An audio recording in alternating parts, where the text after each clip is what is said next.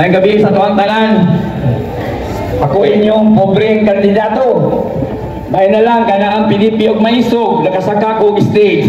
Maayong gabi Montivista, maayong gabi Davao de Oro. Ako si Kadigal Y. Bikil na taga Compostela, kaniadto konsehal sa Moncayo. Natawo ko sa Davao City, nagdako ko sa Davao City, ug nahimo kong barangay kagawad sa Matina Crossing. Nakapuyo mi og Compostela sa Baltirama, Lambert. Tungod kay ako nga mahal sa ka-agriculturist nga nahimong food production manager sa Balma. So dito ko sa ako ang bata pa nga kinabuhi. Eskwela Assumption o hangtod nga nakapuyo mi diya sa New Visayas Montivista. Tungod kay ako ang mahal food production manager man sa Balderrama. So diya po misa ka ng New Visayas Montivista di sa tuwa o namin nabilin diya nga gamay nga humayan mga igsuon. Uban ni Pangko Tito, Congressman, may gabi Danimpalad po ito sa Diwalwal. Muna nga nahimo kong BSW dito sa mga proyektong katalingbanon. Nagtabang mi nga nahimong barangay ang Diwalwal, Mount Diwata, ika-21 sa Moncayo. O mga opisyal, mga staff mi sa Moncayo Integrated Small Scale Miners Association or MISMA, uban ang mong kapitan nga si Pangko Tito. Mauna nga hangtod karon ana pa ang 729 na di-designate para gyud sa mga gagmay nga mga minero. Muna ang kamaturan so padayon pa kita dito o dito sa Moncayo mauto nga sa suporta sa mga nagpakabanang katawan ila ko nga apil isip municipal councilor ng Moncayo. Daghan kayang salamat Kadigal. Alright, before na ko ihatag sa sunod na mamumulo karong gabi una, ako sang ipahibalo sa inyo nga dula kitay mahimong motorcade, Daughter 10 motorcade nga pagkahimuan karong May 3, Davao to Butuan ang rota. Dili o dili mo suporta sa mga kandidato ni Tatay Digong o ni Vice President Sara Duterte. Kamong tanan ang makapukan sa mayong kaugmaon sa atong mga kabataan nga naa sa ato ang kiliran karon. Mga higala, maayong gabi kaninyong tanan. Wa nay laing nasod, wa nay laing Pinoy-anan nga katawhang Pilipino kung dili o dili nato kini ampingan. Busa ang katawhan sa tibuok kalibutan nagkahiusa og mualsa pinaagi sa usa ka Duterte motorcade karong adlaw Sabado, Mayo 3 gikan sa dakbayan sa Davao padulong sa Butuan City aron motambong musalmot sa halapad ug dako kayong makasaysayanong rally sa PDP Laban nga ngadto ipahikayon sa Father Orius Complex o University.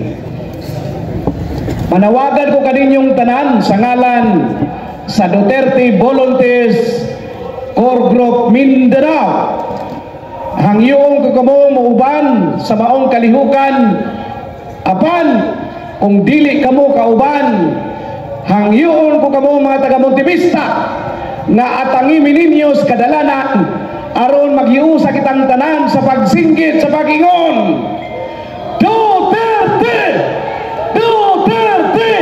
Manindog tang tanan ang di mo tindog dili na Duterte. Tanawa kinsay dili mo tindog niya. Picture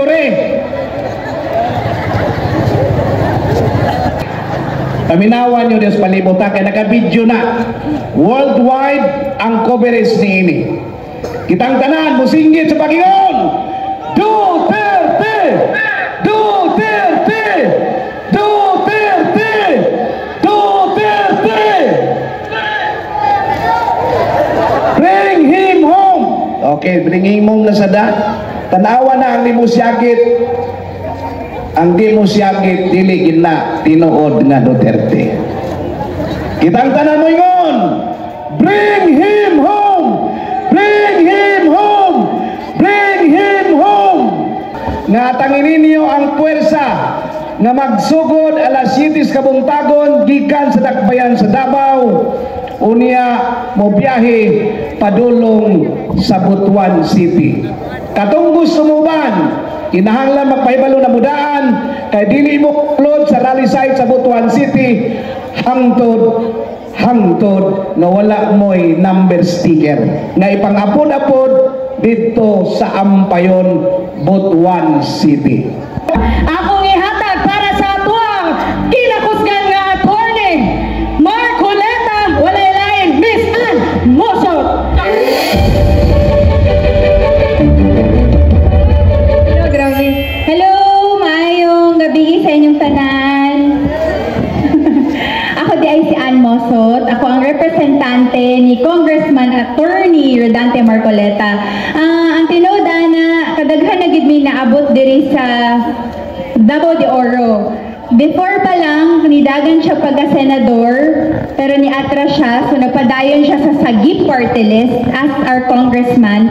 Gi-promise yun niya katong nag-rally sila diri sa Davao de Oro na mubalik yun daw siya. So even though nang ni-atra siya pagka-senador last election, nibalik gihapon mi sa Davao de Oro as sa iyang pagka-congressman sa Sagip Party List.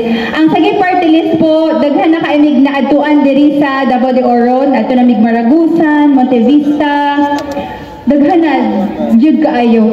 Ang Sagip Party List na nahatag na mo diri sa Sagip Party List kay hospitalization, daghan na pud mig nahatag diri na cash assistance, food assistance, daghan na pud mig nahatag na scholarship ug daghan pa gyud na dili na nako ma-mention. Pero number 1 gyud sa top priority ni Congressman Rodante Marcoleta katong napa siya sa Sagip Party List ang Davao de Oro. So palakpakan nato no kay even though ni-atra siya sa pagka-senador, naa siya'y gihapoy isang salita kay nibalik gyapon mi through Sagip Party List. Karon naanapod mi nagahangyo sa Davao de Oro sa Montevista sa inyong suporta. Dili lang kay Congressman Rodante Marcoleta ug pati sa Duterte. Ug hilabi na sa ato ang mga representante diri sa PDP sa inyong lugar, si Sir June Cadigal, palakpakan nato.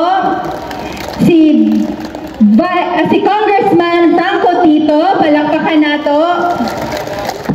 Si Ma'am Reza Castillo, palakpakan nato, and si Sir Dan Condiman. So silang upat, imagine no, grabe sila kakusgan, wala sila nahadlok. Nagpadayon sila bilag minority lang, gamay lang sila. Ing anak pod si Congressman Rodante Marcoleta. Ing anak siya, wala siya, dili walay sorry, Bisaya manggod kaayo. Pero taga Davao gid ko, pero nasanay na gid ko sa Tagalog. Pero I want na masabtan gid ninyo nga ako ang isulti.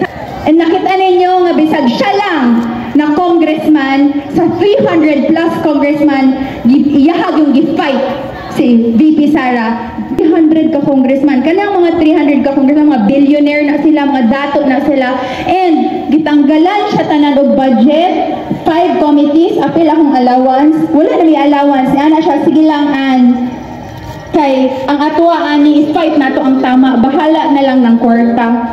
No, malipay na ka isa sa kwarta, kadali lang, pero deep inside sa atua, wala man ta nalipay, kay nga naman, mali man.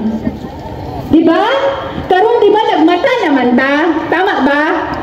Sige, manghatag sila sa ato og kwarta, dawato nato kay atua maghihapon na, pero pagkahuman botohon ba nato?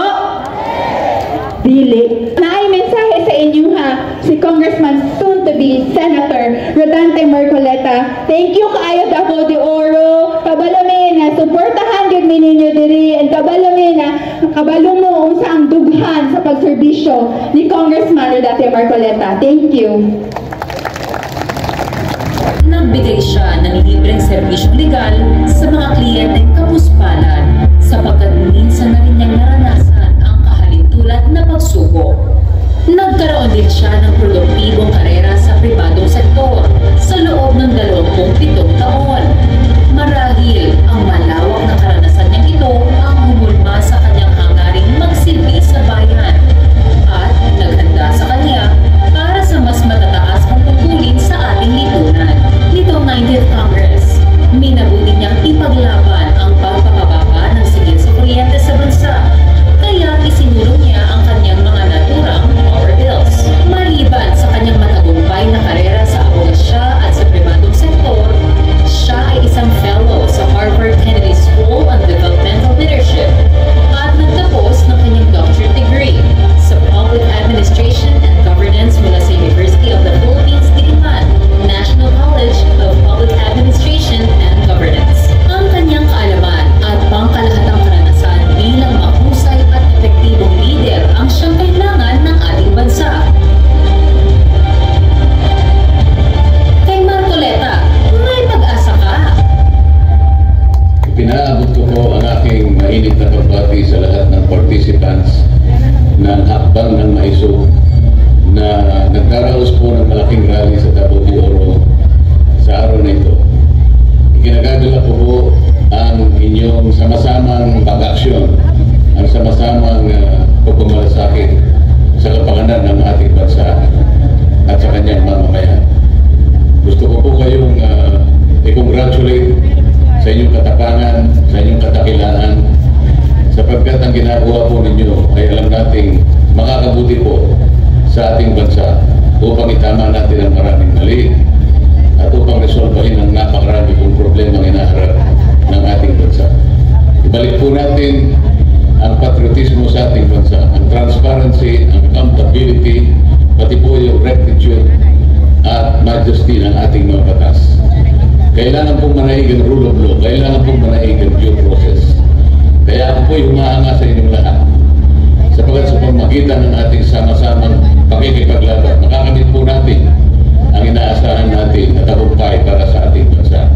Ipanalo po natin ang PDP laban para po sa ganon maibalik natin ang dating Pangulo ng ating bansa sa lahat ng daling panahon at para mapigilan natin ang pagtanggal nila sa Vice President.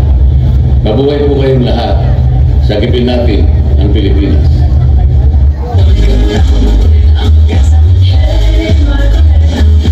Hindi ba matinis ka malas ni Marcoleta? Hindi ba nalaman ang kapakan na ng masa? Huwag kang matakot, Marcoleta ang pag-asa. Hey, Marcoleta! Alright, atong palakpakan, Senator Attorney Rodante Dante Marcoleta. Kay Marcoleta, may pag-asa ka. Daghang salamat po sa iyang representative, si Miss Ann Musot. Thank you very much, ma'am. Let's give her a big round of applause.